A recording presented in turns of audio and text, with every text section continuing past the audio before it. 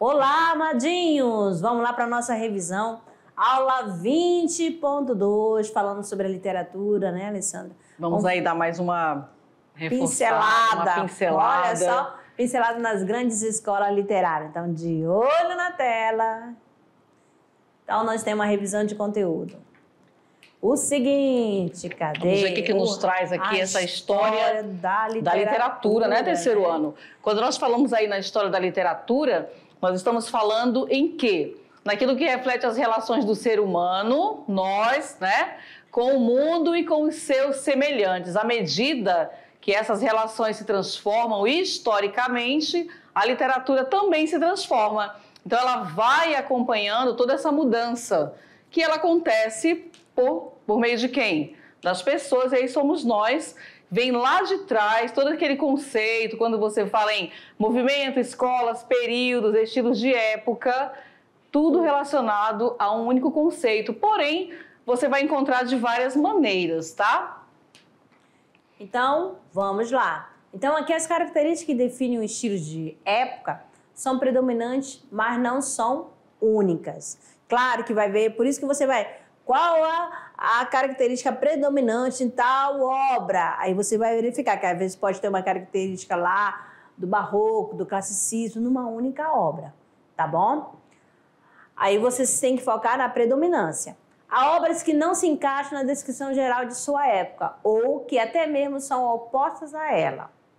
Essa singularidade não desabona essas obras. Pelo contrário, com frequência constitui sua grande qualidade. Então, aqui uma obra, aí você vê que ainda nesta questão, né, o teocentrismo presente, essa questão de ordem, né, quem está no comando, né? A presença do bem e do mal. A presença do bem e do mal. Aí, qual seria a questão superior? Quem está como superior? Aí tem duas, vamos dizer, duas linhas para você seguir. Ou você segue para o bem, ou você segue para o mal. A história da literatura agrupa os autores e obras em escolas, períodos, movimentos literários ou estilos de época. Nós conhecemos vários autores, né? E aí cada um deles pertence a um movimento, a uma época, porque fizeram história, fizeram a mudança. Os grandes movimentos artísticos englobam manifestações de diferentes artes e é possível perceber semelhanças entre elas e a literatura. Conhecer a história literária e as características das escolas é o modo de organizar os conhecimentos da literatura e dimensionar a originalidade de um autor ou de uma obra. Portanto, é o modo de criar o repertório da leitura. Então, aqui você vai observar o quê? Nós temos várias artes, né? Literária, arte, né? Pinturas. Aí você vai focar e você já vai percebendo, né, alguns traços que marcam determinada época, determinado estilo. As características que permitem a inclusão de uma obra singular em uma escola literária não são critérios para o julgamento da qualidade artística e literária, tá? Em arte, a diferença, a ruptura, a originalidade são mais importantes que a conformidade. Então, aqui nós temos vários. O que você consegue perceber? Qual é a diferença entre elas? É possível perceber em relação à simetria, em relação a cores, formato? O que a gente consegue diferenciar uma da outra aqui? E eu tenho uma mais atual. Qual seria essa atual? Qual seria a atual? Então, aqui, né, você vê, por exemplo, se você pega lá a questão do Renascimento, qual é que você identifica que é a obra do Renascimento? Qual é que você identifica que é uma obra contemporânea, né, do modernista, classicista, né, uma obra clássica? Então, você vai buscando dentro da obra de arte os detalhes, belezinha? Então, essas são as dicas que a gente deixa aqui para vocês. Eu acho que de início, falando em literatura terceiro ano, deu para dar uma mexida, né? Foi uma relembrada. E aí vocês, para se conscientizar, pessoal, é assim, no terceiro ano não tem como eu, estudante, eu só gosto de estudar interpretação de texto. Não, mas eu gosto só de literatura. Vocês estão percebendo que é um geral, é uma revisão de tudo? Passamos lá pela ortografia, pela escrita, pela acentuação. E olha como nós estamos caminhando. Então, organizem o tempo de vocês para vocês absorverem a maior quantidade de informação voltada para a língua portuguesa. Tá bom? Lembrando que é através dessa troca de conhecimento, é a nossa relembrança, assim, digamos, aqui, os professores aí e vocês anotando e não perdendo tempo. É isso aí. Então, ficamos por aqui com a nossa revisão e daqui a pouco a gente retorna para o momento das atividades. Até lá! Tchau!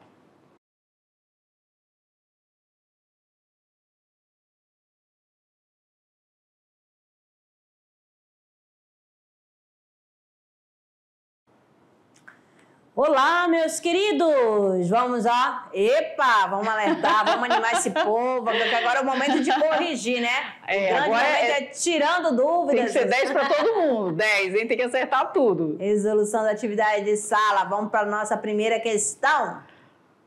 Então, aqui, Alessandra, olha só o comando. Questão 1.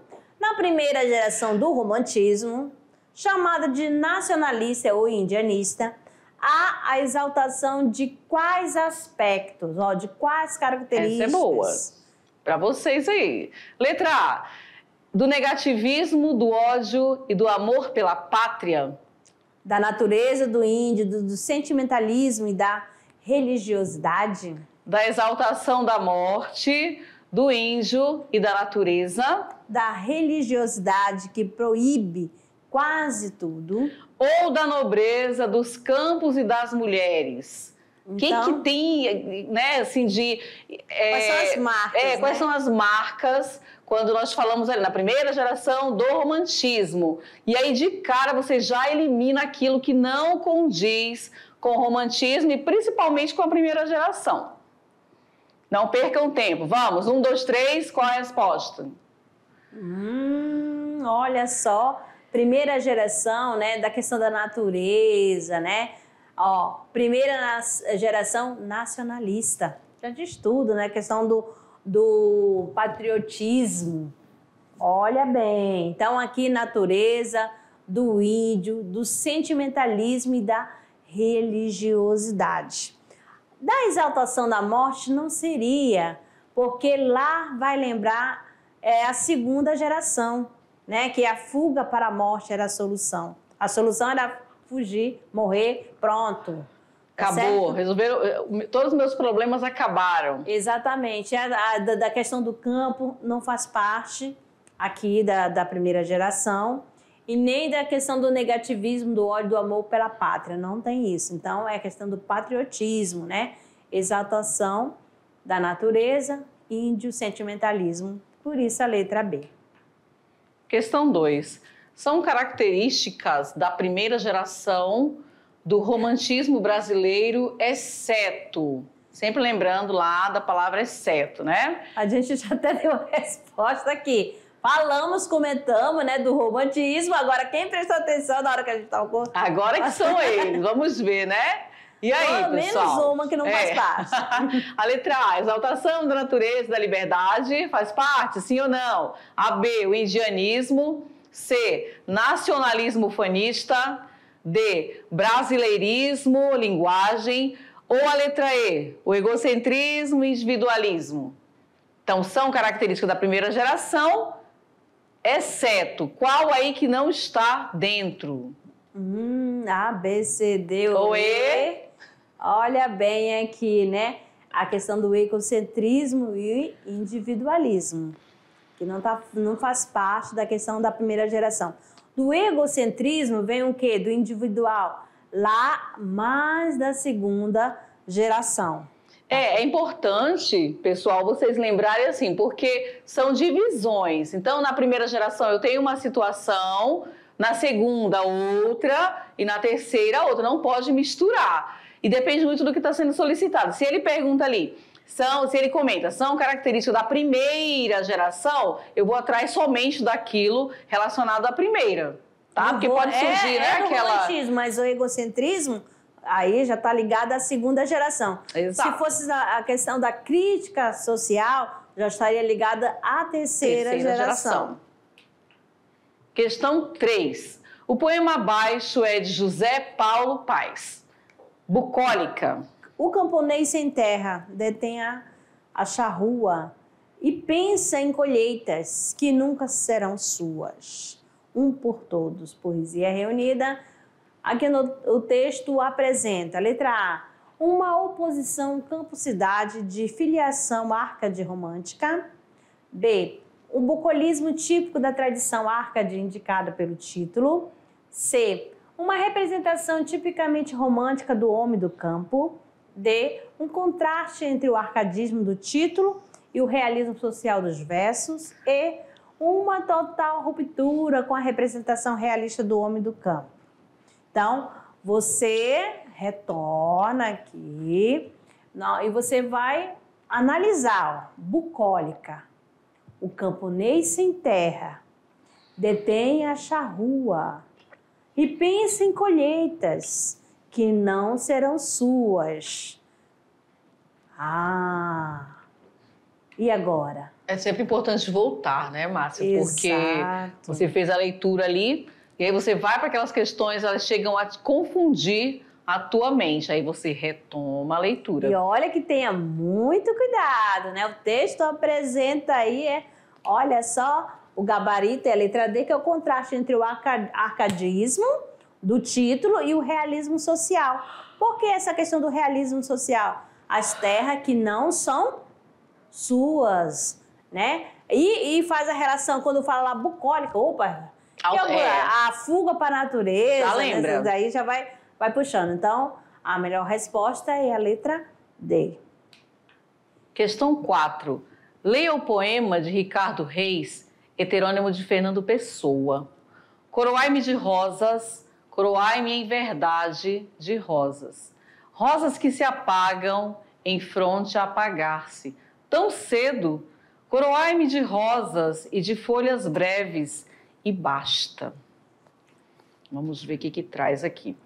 O tema tratado num poema é a letra A, necessidade de se buscar a verdadeira razão para uma vida plena. B, fugacidade no tempo, remetendo à ideia de brevidade da vida. C, busca pela simplicidade da vida representada pela natureza. D, brevidade com que o verdadeiro amor perpassa a vida das pessoas. E rapidez com que as relações verdadeiras começam e terminam. Então, tema tratado no poema, qual é? Qual é a alternativa? A, B, C, D ou E? Nós temos aqui a letra B, né? Que é a fugacidade do tempo, remetendo à ideia de brevidade da vida. Letra B. Então, essa é cubra-me das rosas, né? Coroai-me das rosas. Então, vamos lá para o nosso Se Liga no Enem. Olha só, questão do Enem de 2015. Primeiro surgiu o homem nu de cabeça baixa. Deus veio num raio. Então apareceram os bichos que comiam os homens. E se fez o fogo, as especiarias, a roupa, a espada e o dever.